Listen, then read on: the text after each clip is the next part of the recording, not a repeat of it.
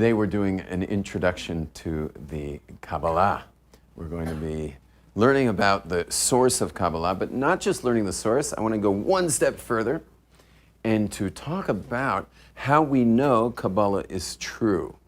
So we're going to put it together, both what's the source of Kabbalah and also how do we know this stuff's real? How do we know this isn't just a bunch of, mystical, I need a good word, heebie-jeebie.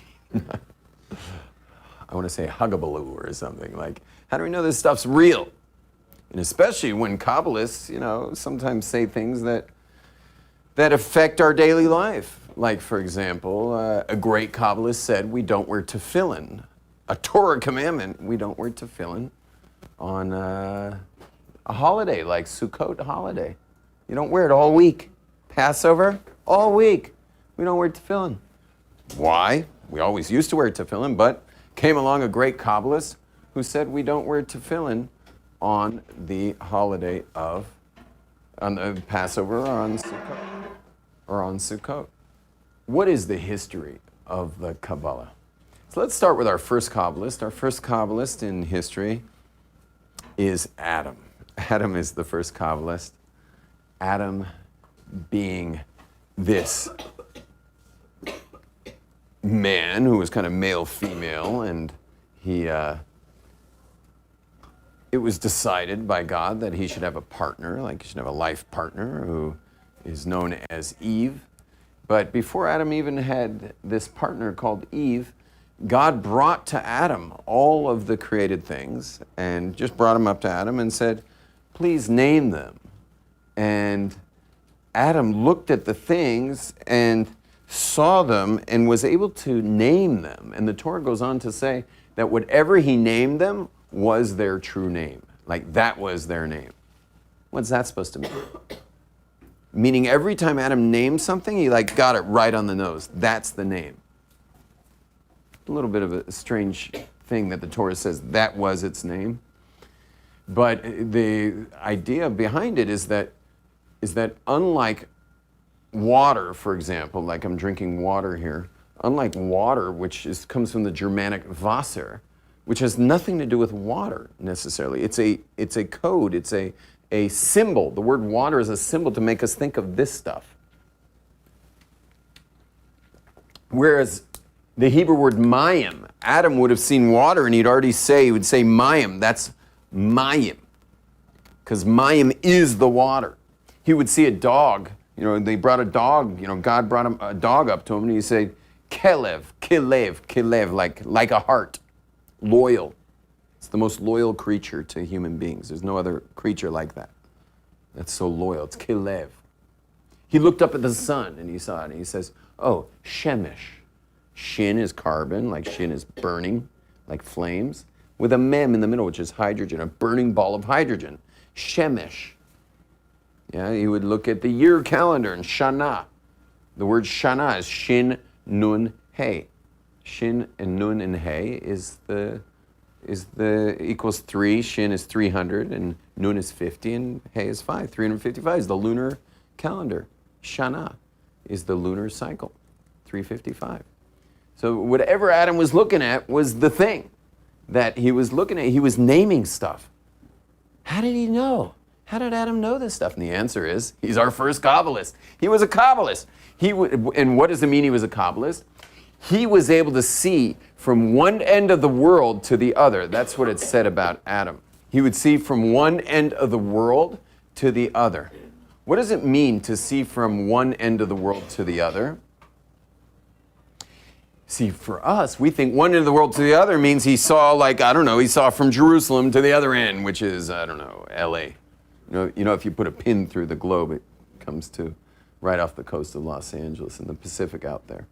Yeah, so if you ever want to know what's the exact opposite values of Jerusalem, just go look in Los Angeles, you'll see. Adam didn't see distance. What Adam saw was through the worlds, through the parallel worlds, which is what the Kabbalah talks about, is that our world down here, this physical world, actually has parallel worlds above it that are projecting, God's projecting a light through the worlds, just like this light's projecting over my head. So it's projecting through, And that light then is hitting these worlds, which are then ultimately creating our physical world down here. It's creating our physical world in this physical place right here.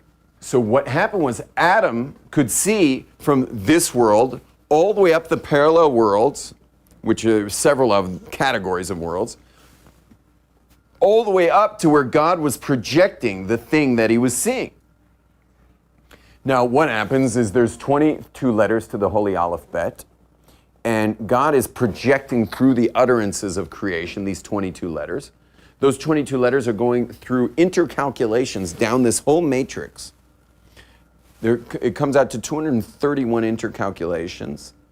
Aleph Bet, Aleph Gimel, Aleph Dalet, Aleph Hey, Bet Aleph, Bet Gimel. It's an algorithm, and it comes to 231, but it gets exponential almost immediately.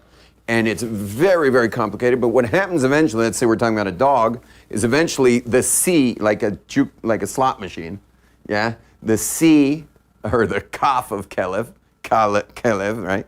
The C goes chunk, finally hits at the bottom, Kaf, coming down the next letter, Lamed, next letter, Bet, Kalev, and then all of a sudden, woo, woo, woo, woo, woo, here's a dog, dog. So Adam was actually watching the letters from the upper world coming down the system all the way down until Kalev, Kaf, Lamed, Bet, Kelev. And then he named the dog. He's like, that's a Kelev. And God's like, on the nose, you got it. It's a Kelev, that's a dog. So when God brought each creature to Adam to name it, and it says that Adam could see from one end of the world to the other, it was talking about Adam being able to read the whole creation, the matrix of creation, in the parallel realms until it weaves its way into physicality. So therefore, Adam was our first Kabbalist. He saw all the way through creation, and this is why during the Havdalah ceremony, we look into our fingernails to see the reflection of the torch. The torch has to do with Adam. And we look in our fingernails because our fingernails are translucent. Because to Adam, the world was translucent.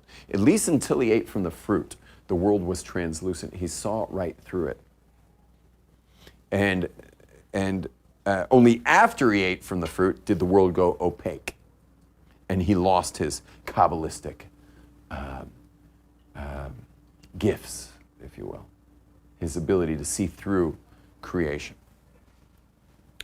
Our next biggest Kabbalist is Abraham.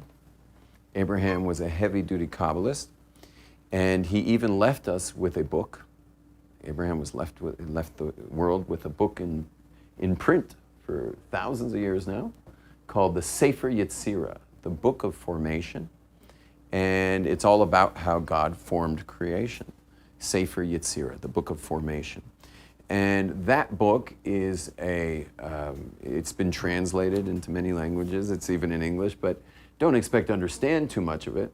But that's also how you can, in it is how you can build a Frankenstein, like they built a Frankenstein in Prague, and one of the most famous Frankensteins. In Hebrew, the Frankenstein is called a golem. And there was the golem of Prague, where the Maharal of Prague, the great rabbi of Prague, built a golem, a man-made man. And we learn how to make this man through this golem, through the Sefer Yetzirah. It's the Book of Formation. So Abraham also was a very big Kabbalist. He understood, all the details of the spiritual realms, and he worked very hard to get there, and I'm sure plenty of it was gifted, but a lot of it was his hard work. Then our next Kabbalist that we're going to skip to would be the Jews at Sinai. When the Jews received the Torah at Mount Sinai, it was national prophecy. But once you're getting prophecy, you'll understand that means you're now a Kabbalist. What do I mean? See, right now, none of us have prophecy. We're all locked into this world. We don't see through creation.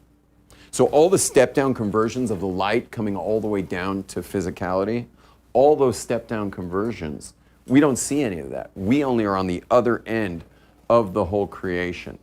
So we don't get to see the actual gradations where the power of creation is brought down lower and lower and lower. We don't get to see that.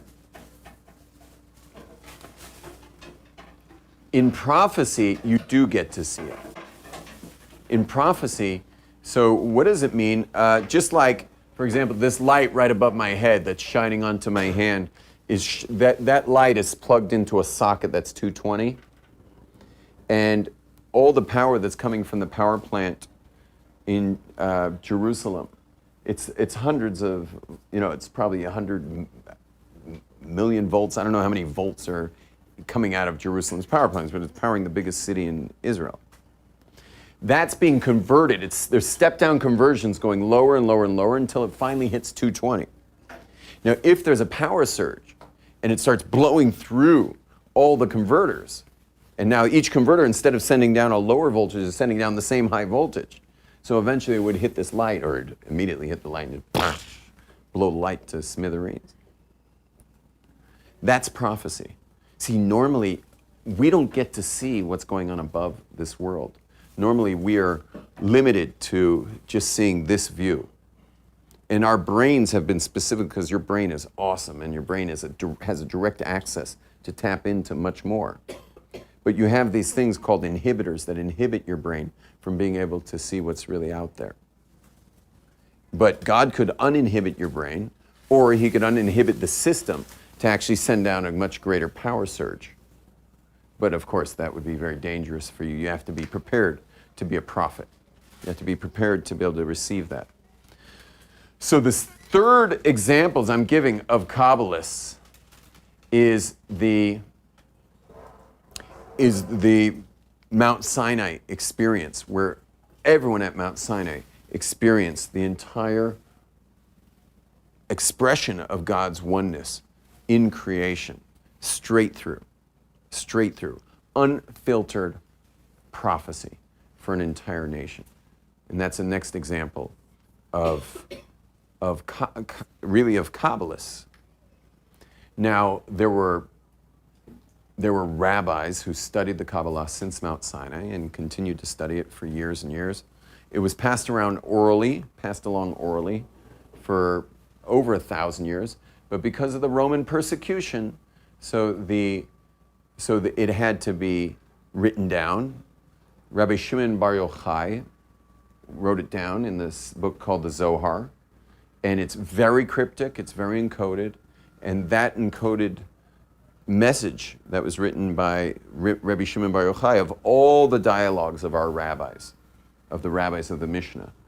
He put their dialogue, but the way the dialogue is, it doesn't read like a newspaper. It's very encoded in order that people don't get the details, the dangerous details of creation.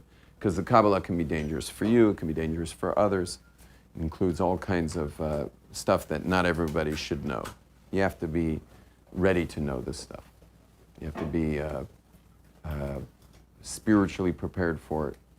There's a lot of criteria involved with knowing this kind of info, and therefore, when he wrote down the Zohar in a way that would be only understood by scholars. Those scholars studied the Kabbalah for many years. It was always the higher echelons of Torah scholarship. And eventually it made its way down to the Arizal. The Arizal, he meditated for years on the Zohar to try to kind of crack its code. And he succeeded to crack the code and wrote down, his scribe, Rabbi Chaim Vital, wrote down all of his teachings of the uncoded Zohar. So the Zohar was decoded by the Arizal, who's buried in Sfat. That decoding are called the writings of the Ari, which it's funny, the Ari himself didn't write the writings, but his scribe did. They're called the writings of the Ari. It's a very big compendium of uncoded Zohar. It's written in Aramaic. It's very hard to understand. And so the uncoded Zohar, called the writings of the Ari, are actually pretty unintelligible to most people today. Meaning you have to be a massive scholar to understand the writings of the Ari today. So here he thought he was doing, I guess, the world a favor by uncoding the Zohar, but in our generation, the writings of the Ari are just as coded as the Zohar for most people. Rabbi Shimon Bar Yochai and the Arizal and the Kabbalists that followed him, especially in the Hasidic movement, they all said that you'll know Mashiach's coming when there will be a thirst for Kabbalah throughout the world, meaning everyone's going to want to know the mystical aspects of creation, that then you'll know it's time for Mashiach. So it's kind of cool that, like, you know, here we are in this wild period of Jewish history. I mean, we're in the ultimate period of Jewish history, the Messianic era. You know, we get to be part of it. We're watching it literally unfold in front of our eyes, you know, right beyond this class you're hearing in Jerusalem is the Temple Mount, you know, like when were Torah classes taught here? You know, we are on the other edge of history. It's really exciting. And all the Kabbalists said that in the end of days there will be a thirst for Kabbalah, and we've all witnessed that as well. And they all said it, like all the key Kabbalists said it. The Baal Shem Tov said it. And you know, they all said that there will be a great thirst for Kabbalah, and that it's only, and when the Kabbalah goes out there into the world, that we're going to see redemption. Categories of Kabbalah. The first category is study, the study of Kabbalah, and that's understanding how things work. Meaning, it would be one thing to, you know, see the word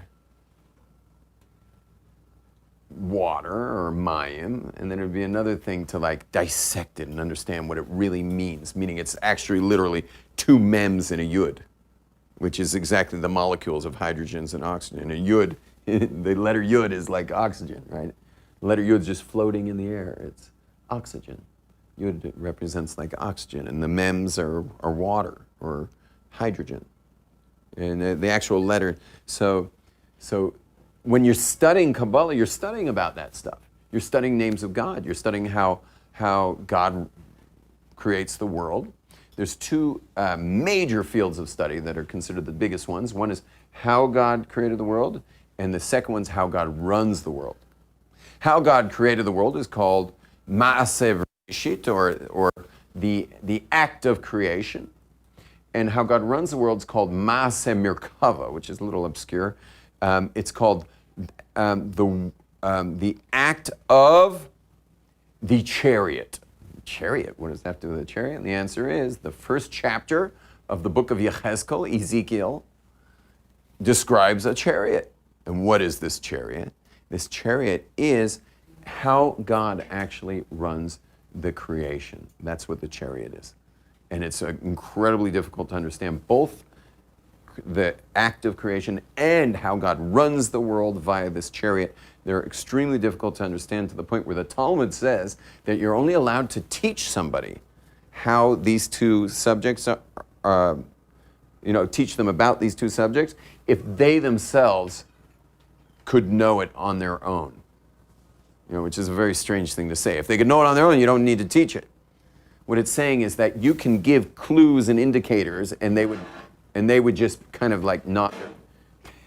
They would just kind of nod their head and say, "Oh yeah, I get that."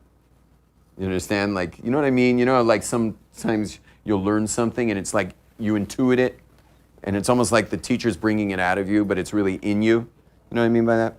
So that's what it's saying. Like, you can only teach the act of creation and the act of the chariot, or how God runs creation is the chariot. You can only teach those things to someone who it's intuitive for them anyway. They're on the level where they have this intuition. And so you're really just drawing it out of them. That's who you can teach it to. You're also only allowed to teach it to 2 people at a time, meaning it's done in groups of 3. Okay, to learn those things. But there's other categories of study. For example, what do things mean? For example, the tefillin. What are these black boxes that we're wearing? So the Torah doesn't describe that, but the Kabbalah does. Kabbalah goes into great detail, into every little law. Like, why does the tefillin have to be above the hairline? Why can't your tefillin be below the hairline? It has to be above the hairline. To the point where it's below the hairline, it's like you said God's name in vain when you made the blessing, if it's below the hairline. It has to be above the hairline because it's got, and so the Kabbalah teaches us it's got to be near the soft spot of the baby. because that soft spot is the window to the brain, to the cerebral cortex, to your frontal lobe of your brain. Because the frontal lobe of your brain, ready for this one? Because the frontal lobe of your brain is an atheist. I mean, what does it do, the frontal lobe? It's just billions of neurons that take in stimulus. Sight, smell, hearing, touch, taste. Well, that doesn't tell me God. When I touch this table, I don't know God. I have to make that shift and say, well, really God's in this stuff. But I have to make that shift inside my brain. So a Jewish man starts his morning with a box that talks about Hashem's oneness, Shema Yisrael, that Hashem is one. He puts that over this part of his head to perhaps impress upon him for his day that Hashem is all there is, and that's reality. So it explains the mitzvah. The same explanation explains mezuzah when you leave your house, to touch that mezuzah before you leave the house, because your home you can create as a sanctuary of godliness. Once you walk out into the city streets, other stuff's going on out there. And before you leave your house, you want to touch that mezuzah and just kind of go, walk out the door and just be like, this is all God too. Everything's God. And you want to use every mezuzah you see. You want to go head over to that mezuzah, touch that one. Okay, you're on your way to a business meeting. Oh, there's a mezuzah on that shoe store over there. Grab that mezuzah, go up, you just walk up Jaffa Street, kissing every mezuzah you find, just that way when you see the train drive by, you just be like, whoa, there's God in the form of a train. So, I just imagine the train going by with like a little face on it, just going like, hello, it's waving at you as it drives by. So the Kabbalah, the other form of study of Kabbalah is all the details of the commandments. What are all those things? What is each of those mitzvahs that we do? And also the prayer book, you got the Jewish prayers that we read. What do you think? These are like just a bunch of like things we got to make our lips busy with? Baruch atah this, Baruch atah that, hallelujah that, and like, no, every word has a numerical value. Every word has an essence to it. Every word's taking you, every psalm of King David, you click on that psalm, it takes you to a whole website of discussing what it's really about, what's really happening in there. So it's going into all the details. You got a story about Abraham in the Torah. The Kabbalah is going to go deeply into what that's about. And what is even the name Abraham? And the fact that it equals, when you add it all up, it equals 248. Is that coincidental that there are 248 positive commandments? And Abraham's known for like proactively like going into the world and like making a difference? And that's the positive commandments. His name is 248. This is another thing that the Kabbalistic study is going to teach you. He's called Avraham. Well, doesn't that sound like father? And then it's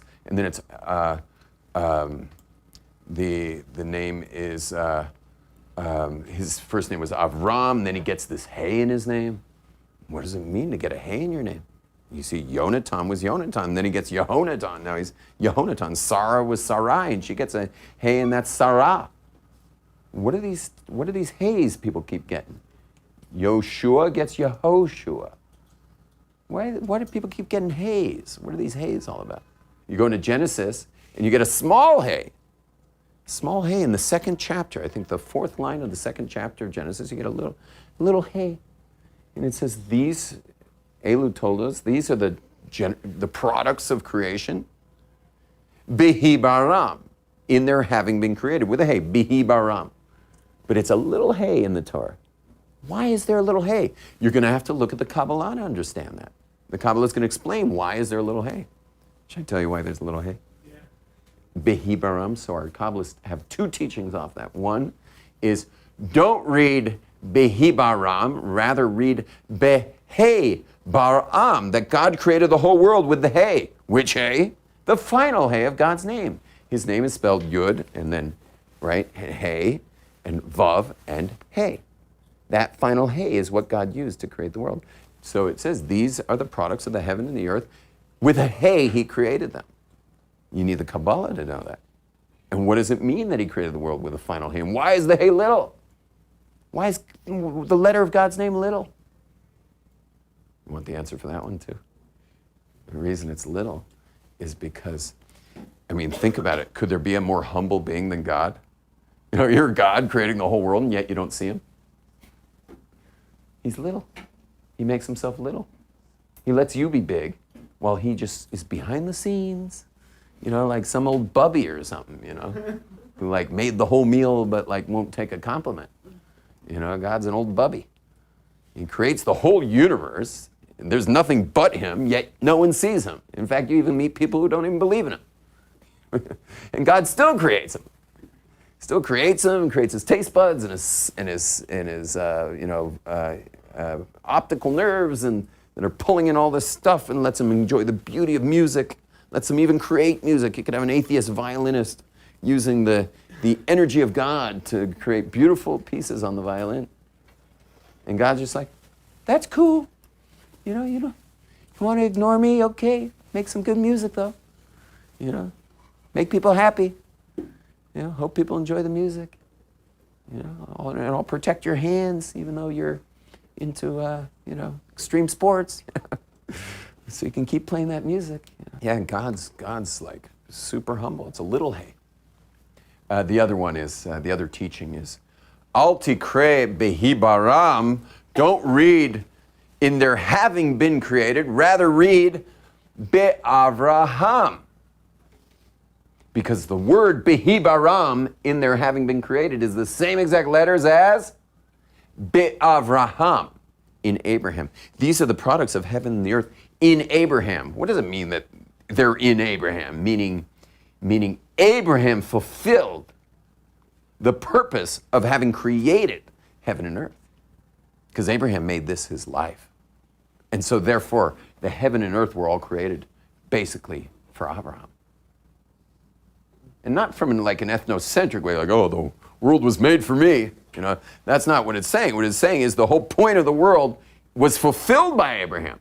Because God created the world for relationship, and Abraham was the one who clawed his way through the physicality of creation. He made that relationship. It says the same thing about the Jewish people at Mount Sinai. God created the whole world for the Jewish people. What does that mean? It means we get to walk around like God created the world for us. No, what it means is that we're, by living Torah, by living the mitzvahs, we're developing a relationship, which was the whole point of creation. And because we're fulfilling the point of creation. So it's like the world was created for us. Now, God created the world for everyone, for every being, every mineral, plant, animal, human being. Created it for everybody. But because we, by accepting and living the relationship with God, so it says that the world was created for us because we actually fulfill the creation, the point, which is this relationship. That was a very long explanation of the study of Kabbalah. But you guys get the picture more or less? So we had how God creates the world. We have how he runs the world. That's the chariot. And we have also what are the meanings of the commandments. And we also discussed how do you actually explain the verses of the Torah, whether it's Psalms or it's Genesis or it's a story about Abraham or whatever it is. It's explaining what the creation is all about. The second category of Kabbalah is meditation. It's using names of God. There's many names of God, and you use the names of God and to go on trips, if you will, to trip on the names of God. And to go on these journeys, meditative journeys, you go into meditation and you take these journeys into parallel realms, which we discussed a little bit, going into these parallel realms and going on these journeys. And there's a famous story of the Talmud of 4 great rabbis who actually went on such a journey. And they didn't do so hot in this story. It says that 4 went into the orchard, went into this meditative state called the orchard. Pardes, which is the Hebrew word of an orchard, pardes, which is where we get the English word paradise, because all words come from Hebrew. Paradise and pardes, orchard. And the four men went into the orchard, the four rabbis, and only one of the four came out okay. That was Rabbi Akiva. He's the only one who really survived it. And that's meditation of the Kabbalah. So the first was study, the second is meditation, using names of God. Most of the meditations, there's 26 types of meditation. Most of them are microfiche in Hebrew University. You don't meet a lot of people who know how to do Kabbalistic meditation, but there are still some sorts and some forms of meditation that people are doing. It's pretty rare. These days, most people are meditating on their smartphones. Third type of Kabbalistic, using the Kabbalah is, the third type is matter manipulation. It's called Kabbalah Ma'asit. It's actually using the names of God that you might have been meditating on to manipulate matter, to actually like bend spoons, if you will. I mean, not that a Kabbalist would ever bend a spoon. I think God would probably go like, you know, if a guy's doing tricks with Kabbalah. You weren't supposed to do tricks with Kabbalah, although there have been a couple irresponsible Kabbalists. Most famous irresponsible Kabbalist who was just like doing party tricks. You know,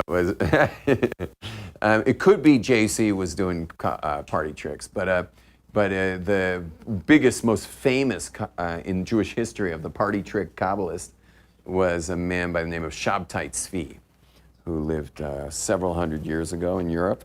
He was doing party tricks and getting everybody all excited because it was a very ignorant time. Jews were living in poverty. They may have been literate, but they weren't scholars, and it was tough times, and we were always under the gun of the nations around us. It was not good times, and comes along Shabtai Tzvi to like save the day with his little like, you know, poof, and using God's names for all this stuff. Whatever, that ended in absolute disaster. Like millions of Jews lost the path of Judaism over this guy, and that's why you might have heard, at least in Europeans, Sephardic Jews never embraced this, but at least in the European world, Kabbalah became limited to people who were over the age of 40, knowing all of Torah. They have to be married, they have to have kids, they have to like be super grounded and stable to learn the Kabbalah. The Sephardic Jewry never embraced this ban on Kabbalah or this kind of criteria. They continued studying Kabbalah in, you know, kindergarten. Just to mention regarding that ban is the dangerous Kabbalah is that they want people not studying until they're ready for it because of you know, various reasons. That dangerous Kabbalistic stuff is no longer accessible today, so we don't have to worry about that anymore. It's not, no one would be able to understand that stuff.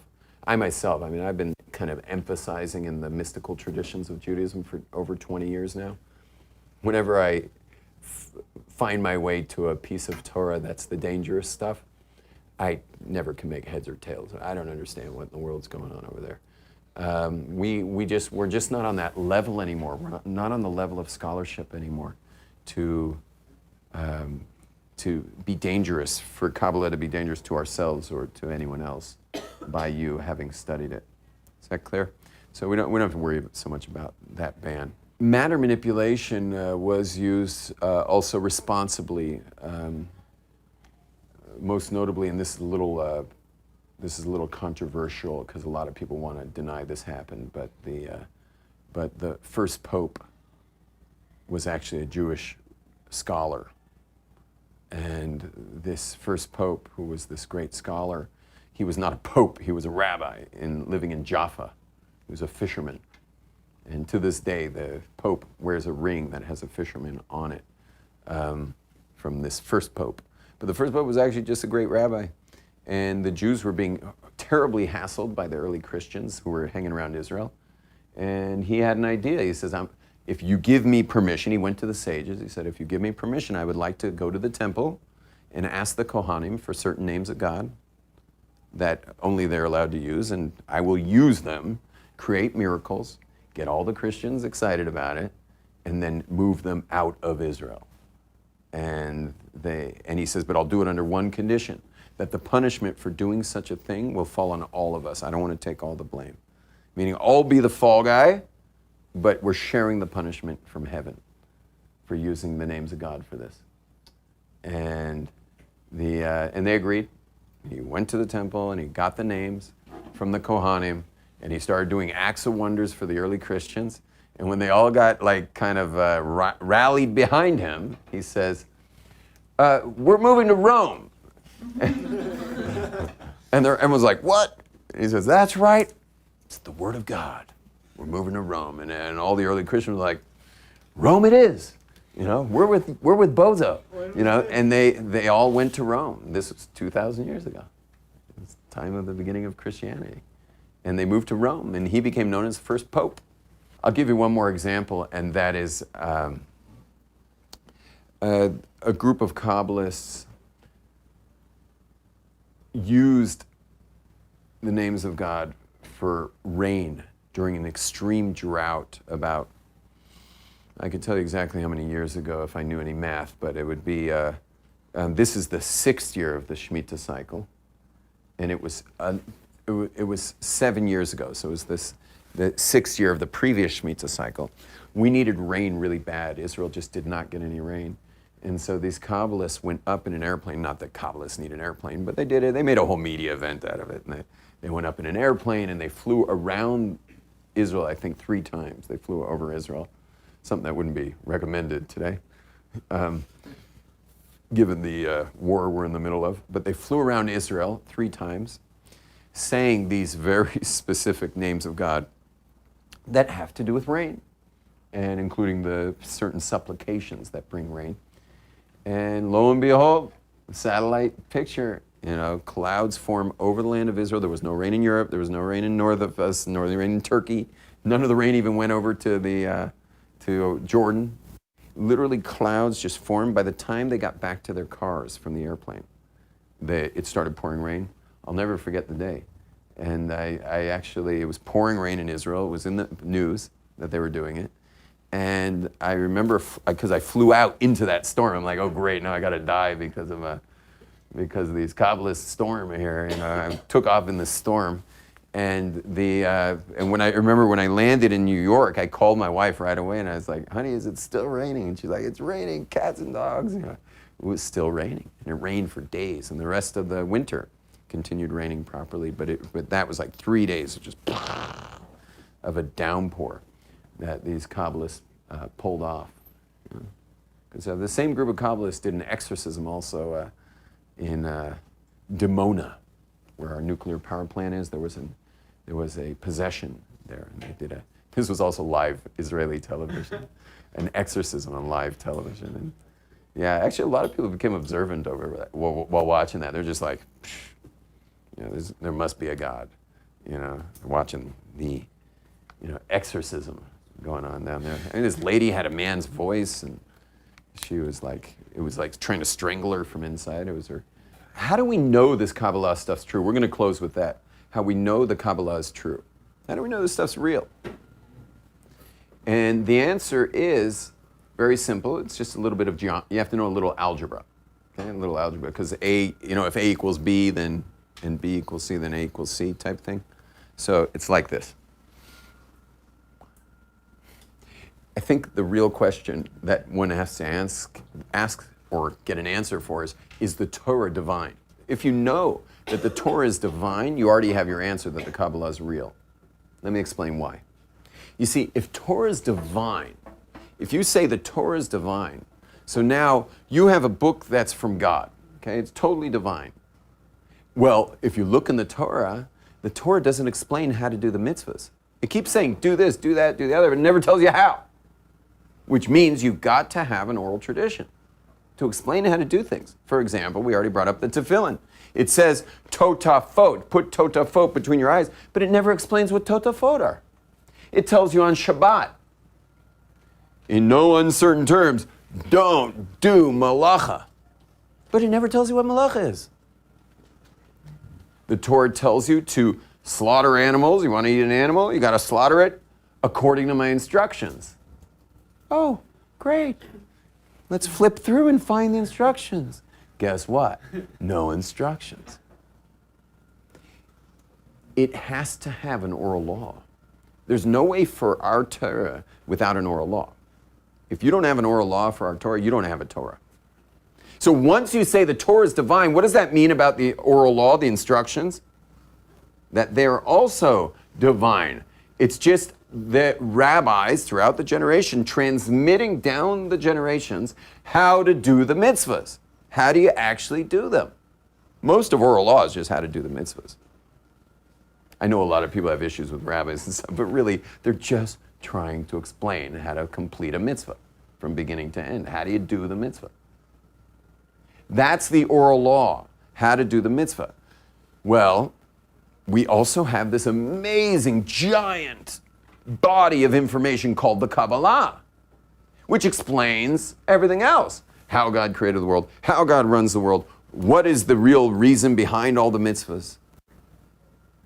The Kabbalah on all of that. Well, who are the rabbis that you find in the Zohar, the book that got written down during Roman persecution? Who are the rabbis when you open up the actual Zohar that are in this dialogue with each other? And the answer is the same exact rabbis of the oral law that tell you how to make a pair of tefillin or how to keep Shabbat or how to slaughter an animal. One-stop shop. It's the same dudes. You see, these days, if you want a halachtician, a man who knows Jewish law, you go to this rabbi. You want a Kabbalist, you go to the Kabbalist. In those days, one-stop shop, it was the same guy. It's the same exact guy. So when you open up a Mishnah that's telling you how to build a mikveh, or how to make a pair of tefillin, or how to keep Shabbat, or how to slaughter an animal, when you open up the Mishnah, it says Rabbi Meir said this, Rabbi Akiva said this, Rabbi Shimon said this, Rabbi Tarfun said this. When you open up the Zohar, guess how it reads? Rabbi Akiva said this, Rabbi Shimon said this, Rabbi Meir said this, Rabbi Tarfun said this, Rabbi Ishmael said this, Rabbi Hillel said this. It's the same names. It's the same exact people. So if you're going to trust them for how to keep Shabbat, if you're going to trust them for who is a Jew today, if you're going to trust them for how to make a mikveh and how to judge when someone should get in that mikveh or not, if you're going to trust the rabbis on all of that, which we trust them for all of it, even that you're a Jew today is only rabbinic. We only understand that through the rabbis. The Torah doesn't define it. Everything is rabbinic. So if you're going to trust the rabbis for you being a Jew today, it's the same rabbis who teach us all these amazing mystical secrets of creation. Same dudes. One-stop shop. Sorry to call rabbis dudes, but I think these days it might have a little more street credit to call them dudes. But it's one rabbi dude, okay? It's one-stop shop. The same rabbis that taught us the Mishnah, meaning the oral law of how to keep the written law, is the same rabbis who taught us the mystical secrets of the Torah. So throughout history, we have the written law. It starts at Sinai, comes down all the way through history. We have it till this day with almost no discrepancies on how to write a Torah. I think there's 5 letters that are in dispute. 5 letters. That's radically accurate. Incredible transmission. And by the way, none of those 5 letters make a difference in the meaning. So it's not even it doesn't even make a difference in the actual meaning of those words. Coming down all of tradition is the oral law, how to keep the written Torah. And coming down all the generations is the Kabbalah. It's the 3 pillars of Judaism. The written law, the oral law, which splits into 2. The law itself, and then the Kabbalah, the mystical aspects of Jewish life. And so for us today, our job is to study the Torah, but we want to study as much as possible, so we want to study the written law as much as we can. We want to understand the written law via the oral law, and we also want to understand what it's all about. Today, there's a great thirst for it. People aren't willing to just keep Judaism without knowing what it does. What is it really connecting me to? Today, we all want connection. And the Kabbalah means to receive a relationship, to receive connection, to connect to God, to make Judaism a spiritual practice, not just a bunch of rituals, but to make it spiritual, to take the spirit of the Kabbalah and infuse the rituals with it. And then Judaism is a truly spiritual tradition.